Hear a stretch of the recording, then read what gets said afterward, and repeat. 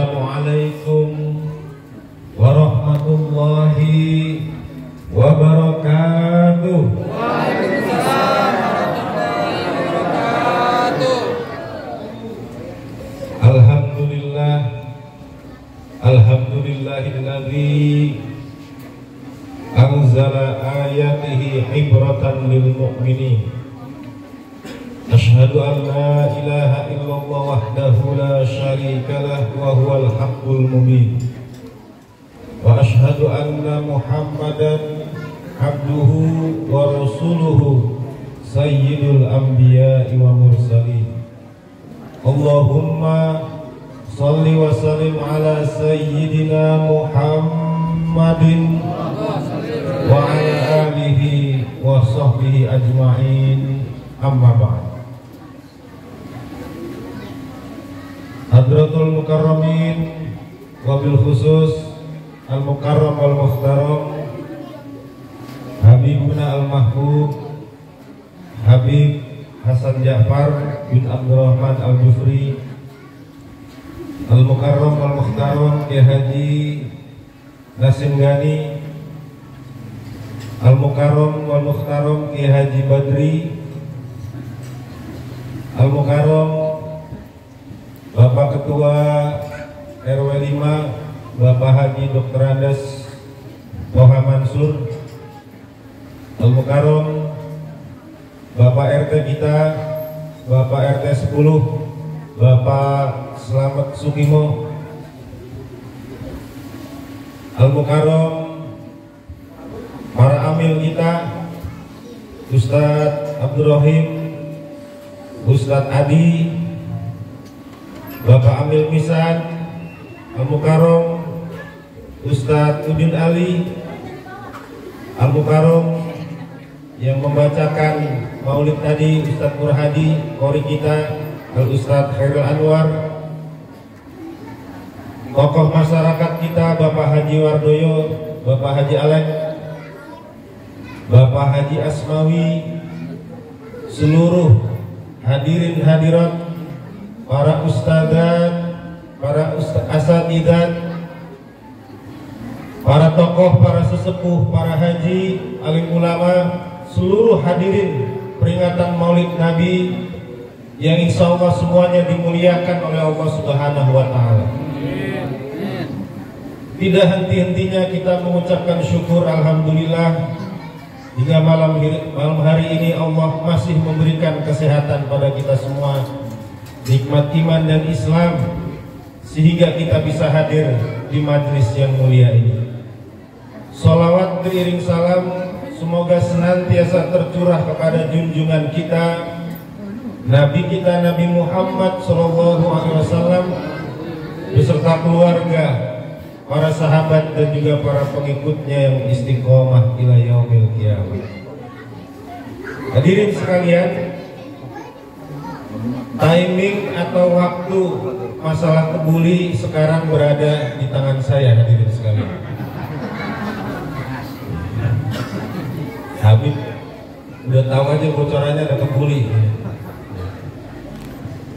Jadi hadirin yang dimuliakan oleh Allah Subhanahu wa Ta'ala, Nabi Muhammad SAW lahir pada tanggal 12 Rabiul Awal. Betul atau betul? Sekarang kita sudah masuk bulan Jumadil Ula, tetapi kita masih memperingati maulidnya baginda Nabi Muhammad SAW. Hadirin yang dimuliakan oleh Allah Subhanahu wa Ta'ala, pada tanggal 12 Rabiul Awal ini minimal ada 3 momen besar. Yang pertama adalah momentum lahirnya, maulidnya baginda Nabi Muhammad SAW. Kemudian yang kedua, hijrahnya Nabi Muhammad SAW itu terjadi pada tanggal 12 Rabiul Awal. Kemudian wafatnya Nabi Muhammad SAW itu juga terjadi pada hari Senin 12 Rabiul Awal. Bu, udah tahu belum Bu? 12 Rabiul Awal ada 3 momen penting. Terus terang aja saya ini udah banyak ngomong di Mushola Al-Huda, bingung mau ngomong apa lagi. Nah, jadi Nabi lahir pada tanggal 12 Rabiul Awal digambarkan dalam berbagai kitab sirah pada saat ibunda Nabi Muhammad hamilnya itu tidak memberatkan. Kalau orang Cibubur ibarat hamilnya itu banyak maboknya, Bu. Ibu-ibu kalau hamil ada yang mabok nggak, Bu? Bu, ada yang mabok nggak kalau hamil, Bu? Giliran suaminya datang mabok, ada, Bu? Nyium bau nasi mabok, ada, Bu? Nyium bau duit mabok, ada, Bu? Oh, ada juga. Jadi hadirin yang dimuliakan oleh Allah Subhanahu wa taala, baginda Nabi lahir dalam kondisi masyarakat jahiliyah pada saat itu. Maka yang paling beruntung dengan kelahiran Nabi ini sebenarnya kaum ibu-ibu. Mengapa begitu? Karena dulu ibu-ibu, kaum wanita ini yang pertama tidak mendapatkan hak waris. Jadi dulu perempuan itu nggak dapat hak waris, bahkan justru sebaliknya diwariskan. Jadi kalau ada orang tua, ada ibu, bapaknya meninggal, ibu tirinya itu bisa diwariskan. Lah iya kalau ibu tirinya depeot, kalau masih cakep gimana? Yang kedua, pada masa Nabi Muhammad SAW dilahirkan, poligami itu tidak dibatasi. Jadi kalau ada orang nikah tidak dibatasi. Di zaman itu, di Cina, kaisar Cina punya selir ribuan, dijaga oleh kasim-kasim, dikebiri. Pada masa Nabi Muhammad, pada saat turun ayat tentang pembatasan nikah, Sayyidina Umar saja istrinya 10. Sayyidina Umar istrinya 10. Karena kemudian turun ayat Masna sulasa wa ruba, maka yang 6 dicerai. Jadi saya tanya ke bapak-bapak, syariat nikah 4 itu pengurangan apa penambahan, Pak? Bapak-bapak nggak berani, Bu? Dulu poligami zaman Nabi waktu lahir tidak dibatasi. Kemudian zaman Islam hanya dibatasi 4 saja. Didengerin bapak-bapak ya, ibu-ibu. Jadi nikah 4 itu ngurangin apa nambahin, Bu? Ngurangin nggak, Pak? Ya, diperhatiin tadi ibu-ibu yang bilang ngurangin, Pak ya. Hadirin yang dimuliakan oleh Allah Subhanahu wa taala, belum lagi yang namanya kemudian anak-anak perempuan pada masa Nabi Muhammad dilahirkan itu sering dikubur hidup-hidup. Nah, pada saat kemudian Islam datang, perempuan dimuliakan luar biasa. Bagaimana kemudian tadi perempuan mendapatkan hak waris. Bahkan dalam Al-Quran, dalam ilmu waris yang paling banyak disebut bagiannya di Al-Quran itu perempuan.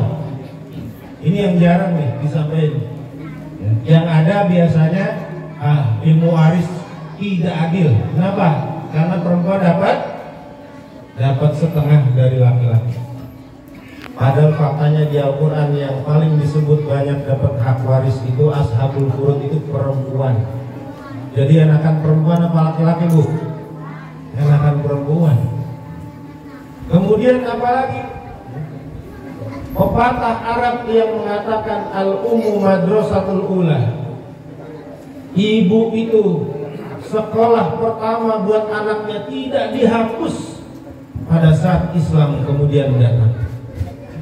Artinya seorang ibu, seorang perempuan luar biasa dihargai jasanya. Ibulah yang menentukan bagaimana anak-anaknya ke depan. Anak bisa belajar jalan, bisa jalan siapa yang ngajarin? Ibu apa bapak? Oh, kenceng ibu. Anak bisa ngomong, yang ngajarin bapak apa ibu? Anak kalau ngomong pertama kali ngucapin ibu apa bapak? Ibu. Anak pinter bohong, yang ngajarin siapa? Hah? Bapak. Bisa begitu ya? Anak pinter nyari duit, yang ngajarin siapa hadirin sekalian? Ibu. Ibu-ibu pinter nyari duit, kita naruh duit di mana aja tahu aja. Tuh ibu-ibu.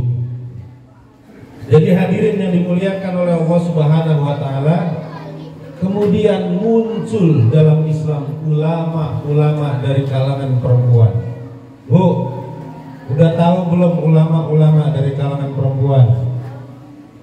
Dari generasi sahabat ada Ummul Mukminin Aisyah radhiyallahu anha. Beliaulah melalui jasa Aisyah radhiyallahu anha ini, hadis-hadis tentang rumah tangga itu bisa dijaga. Para sahabat belajar kepada Aisyah. Kalau udah bicara masalah rumah tangga, belajarnya sama Aisyah. Itu generasi sahabat.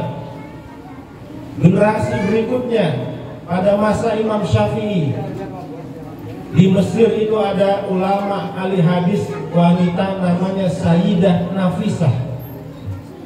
Bu, udah pernah dengar belum Sayyidah Nafisah? Baru dengar bu? Kalau Asanti istrinya Anang pernah dengar nggak bu? Anaknya Anang yang perempuan namanya siapa bu? Tahu aja bu. Sayyidah Nafisah ini bukan hanya sekedar ahli hadis dari kalangan wanita, bahkan ini gurunya Imam Syafi'i. Jadi Imam Syafi'i itu belajar di Madinah, belajar ke Baghdad, berakhir di Mesir.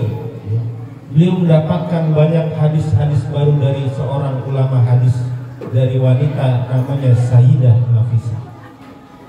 Bahkan begitu hormatnya kepada gurunya Sayyidah Nafisah, pada saat Imam Syafi'i meninggal, Imam Syafi'i sebelum meninggal wasiat, kalau saya nanti meninggal, minta kepada guru saya Sayyidah Nafisah untuk mensolatkan saya. Imam Syafi'i.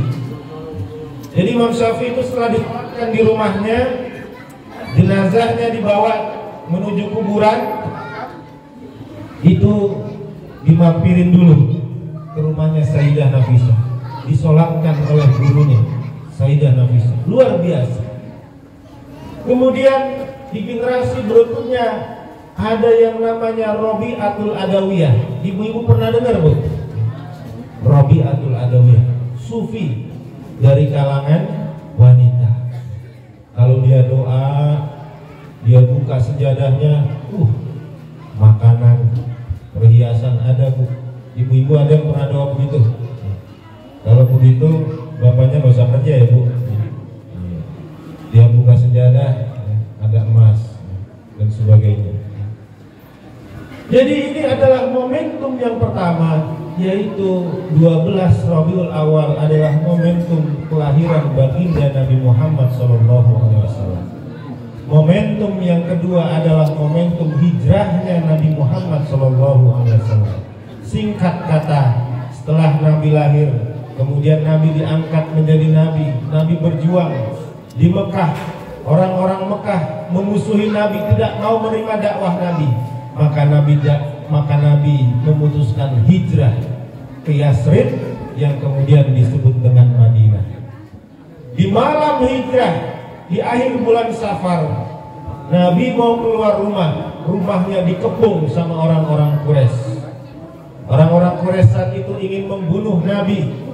Maka kemudian Nabi keluar dari rumahnya sambil membaca salah satu dari ayat surat Yasin. Ini saya lupa tadi nyebut Ustadz Supendi, Al-Mukarram Ustadz Supendi, teman Al-Fakir, tiap malam Jumat di Musola Huda baca surat Yasin. Beliau ini sakit-sakit tiap malam Jumat datang hadirin sekalian. Makanya bapak-bapak jangan mau kalah sama Ustadz Supendi. Beliau datang, batuk-batuk datang.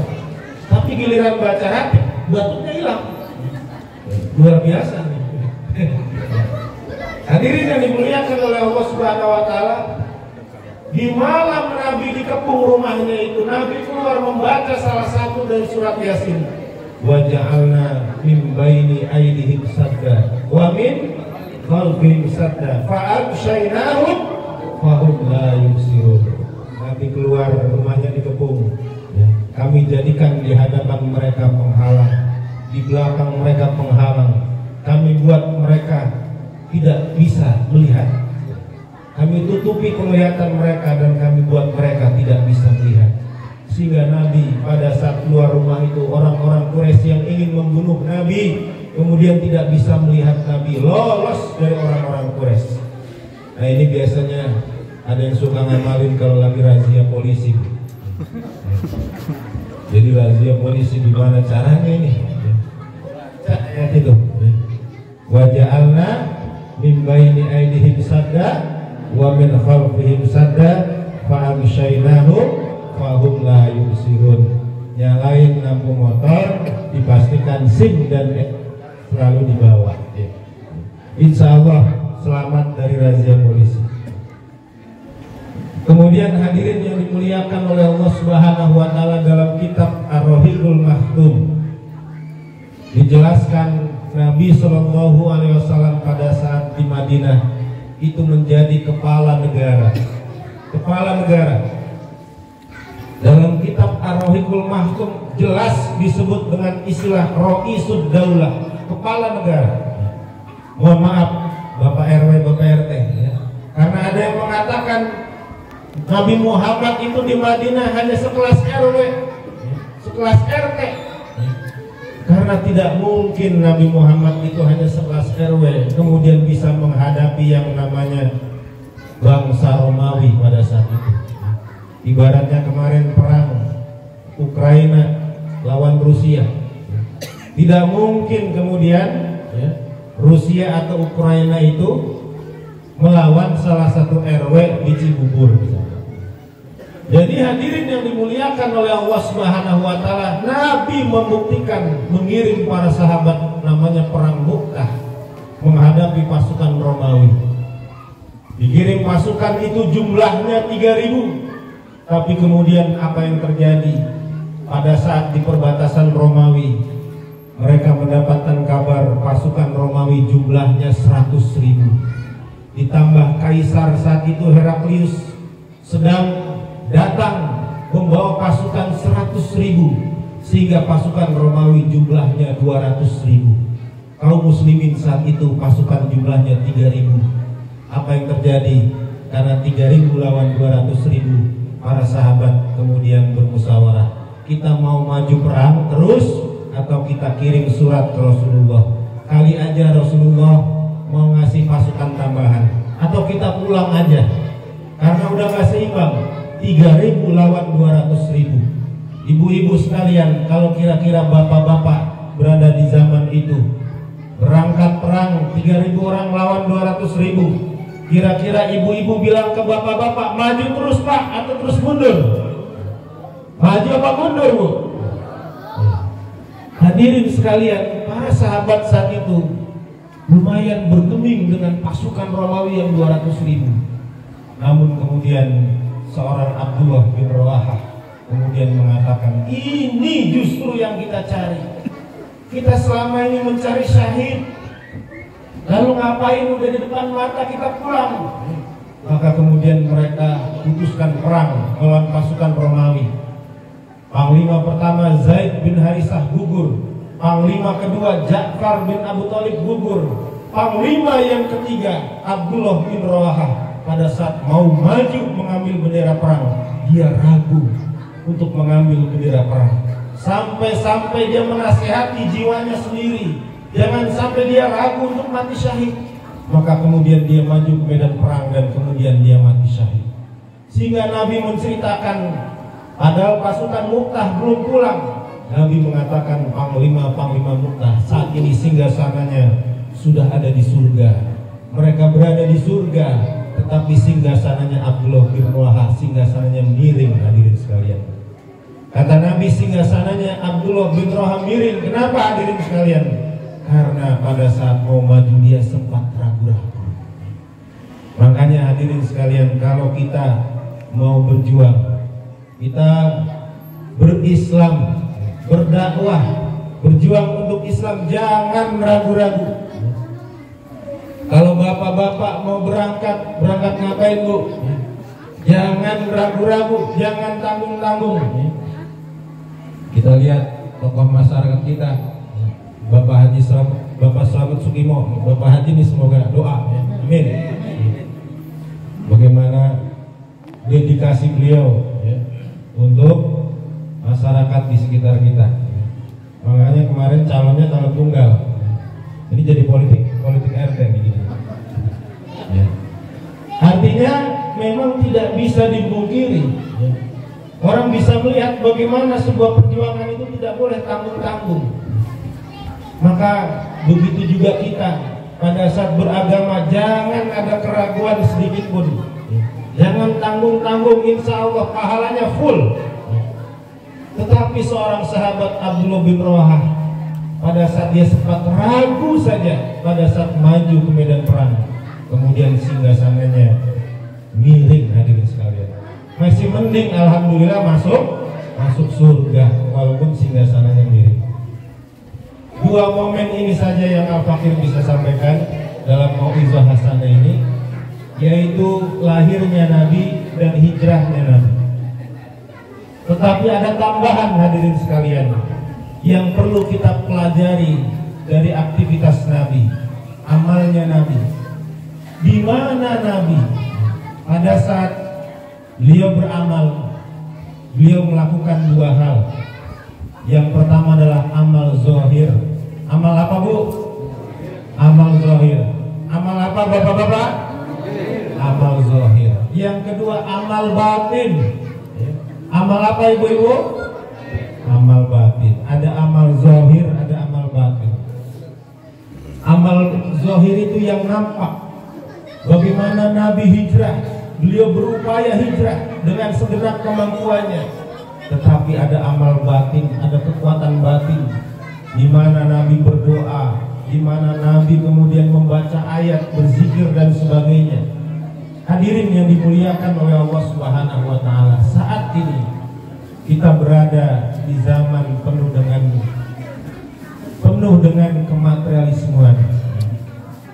Banyak orang matre zaman sekarang, hanya melihat yang zahir saja. Jangan lupa seharusnya selain amal-amal zahir, kita juga harus melakukan amal-amal batin. Dan banyak saat ini orang mengira amal-amal batin ini kemudian seolah-olah tidak ada gunanya. Padahal kita lihat bagaimana Nabi Muhammad SAW mengajarkan kita pada saat hijrah. Beliau berupaya dengan amal zahirnya, kemudian Allah tolong dengan amal-amal batin beliau. Itu juga yang harus kita lakukan hadirin sekalian. Bisa jadi kalau kemudian kita zikir di musola setelah sholat, bisa jadi kita jengah, bisa jadi ada orang zikir itu bosan, bisa jadi ada orang udah pesantren puluhan tahun, bertahun-tahun, tetapi belum bisa menikmati zikir. Disinilah pentingnya kemudian selain amal-amal yang sifatnya fisik, sifatnya zahir, kita juga harus banyak melakukan amal-amal batin. Dia tanya apa tadi? Zikir. Di mana kita berzikir, kita hayati maknanya, sehingga kemudian bisa jadi tadinya kita zikir itu berat, tapi kalau kemudian kita maknai, kita dalami maknanya, zikir itu kemudian menjadi nikmat hadirin sekalian. Pengen nggak kita zikir nikmat hadirin sekalian? Ibu-ibu pengen zikirnya nikmat? Bagaimana pada saat kita selesai sholat, kita baca istighfar, astagfirullahaladzim, kita mohon ampunan pada Allah, sambil kita meresapi berbagai dosa-dosa kita. Di satu sisi Rasulullah mengatakan man aktsara minal istighfar, barang siapa banyak-banyak baca istighfar, ja'alallahu min kulli dayyikin makhraja, maka Allah akan jadikan di setiap kesempitannya jalan keluar. wa min kulli hammin kharaja, dari setiap kesedihannya, kegalauannya Allah akan berikan kelapangan. Wa razaqahu min haitsu la yahtasib, orang banyak-banyak istighfar akan diberikan rizki dari arah yang tidak disangka-sangka. Amin ya rabbal. Jadi kalau kita habis sholat jangan buru-buru, pantatnya kepanasan pengen buru-buru pulang. Baca istighfar dulu, banyak-banyak baca istighfar. Kalau kita punya kesusahan, diangkat kesusahan kita sama Allah, dikasih rizki dari arah yang tidak disangka-sangka. Kita baca, kemudian setelah istighfar, la ilaha illallah wahdahu la syarikalah, lahul mulku wa lahul hamdu yuhyi wa yumitu wa huwa ala kulli syai'in qadir. Tidak ada Tuhan yang berhak disembah selain Allah. Wahdahu la syarikalah, satu-satunya hanya Allah. La syarikalah, Allah tidak punya mitra, tidak punya sekutu. Lahul mulku, milik Allah lah segala kerajaan, walahul hamdu, dan segala pujian. Wa huwa ala kulli syai'in qadir, dan Allah lah yang berkehendak atas segala sesuatu. Bisa jadi baca zikir itu Bu, panjang benar. La ilaha illallah wahdahu la syarikalah, lahul mulku wa lahul hamdu yuhyi wa yumitu wa huwa ala kulli syai'in qadir. Kadang 7 kali, ada yang 10 kali habis sholat itu baca zikir. Bisa jadi waktu pertama-tama bosan baca zikir, tapi resapi maknanya, bahwasanya Allah lah yang punya semua kerajaan, segala pujian, Allah yang berkehendak atas segala sesuatu. Kita semua bisa jadi punya masalah, hadirin sekalian. Ada yang punya masalah sakit nggak sembuh-sembuh, mohon maaf. Ada yang masalah dengan istrinya, masalah dengan anaknya, masalah dengan pekerjaannya, masalah dengan rizkinya. Setiap kemudian kita berzikir, ya Allah, la ilaha illallah wahdahu la syarikalah, lahul mulku wa lahul hamdu yuhyi wa yumitu wa huwa ala kulli syai'in qadir. Kita ingat berbagai masalah kita. Allah lah yang berkehendak bisa menyelesaikan masalah-masalah kita. Kalau Allah pengen kita kaya besok bisa. Kalau Allah pengen sembuhkan penyakit kita besok bisa. Kalau Allah ingin selesaikan semua masalah-masalah kita bisa, hadirin sekalian. Disitulah kemudian pentingnya tadi amal-amal batin.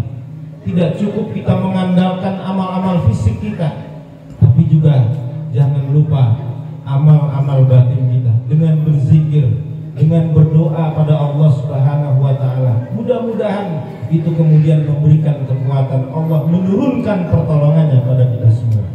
Amin ya rabbal.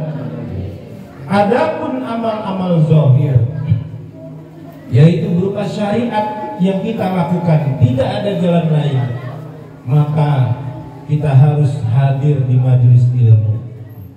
Makanya dalam kitab Ta'lim Muta'alim, Syekh Zarnuji menyatakan ahaq wa khalqillah bihammin imru'un dhatu himmatin yubla bi'aishin doyibin. Orang yang paling berhak, makhluk Allah yang paling berhak untuk galau hidupnya, gelisah hidupnya, adalah orang yang punya semangat untuk menuntut ilmu, semangat ngaji, tetapi Allah uji dia dengan kehidupan yang sempit. Hidupnya susah, jadi susah ngaji, sehingga kemudian dia pengen bisa baca Quran yang bagus, nggak bisa. Kenapa? Karena hidupnya susah.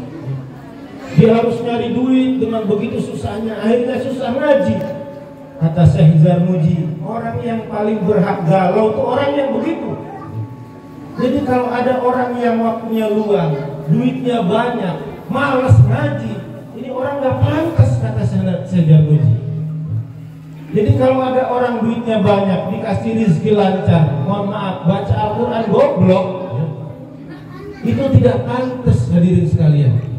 Yang pantas galau itu orang gak banyak duit, pengen baca Quran yang benar, gak bisa, gak punya waktu. Makanya pas Covid kemarin itu menjadi ujian bagi para suami pada saat dia menjadi imam di rumah. Karena kan di musola waktu itu gak boleh tarawih, gak boleh di masjid-masjid ada sholat. Akhirnya tarawihnya di rumah. Siapa yang jadi imam? Bapak yang jadi imam. Lah bapaknya sehari-hari tahunya hanya kuliah dan kulhu. Belum jadi imam, belum maju udah diledekin sama anaknya. Bapak mah paling kalau nggak kuliah kulhu. Saking malunya itu si bapak, ya. Dia nggak baca kuliah, nggak baca kulhu, dia baca inna a'toina. Tapi mungkin karena saking groginya dia baca inna a'toina kal kautsar fasholli li rabbika wanhar inna a'toina kal kautsar. Kagak kelar-kelar kata bapak, kata anaknya inna lillahi wa inna ilaihi rajiun.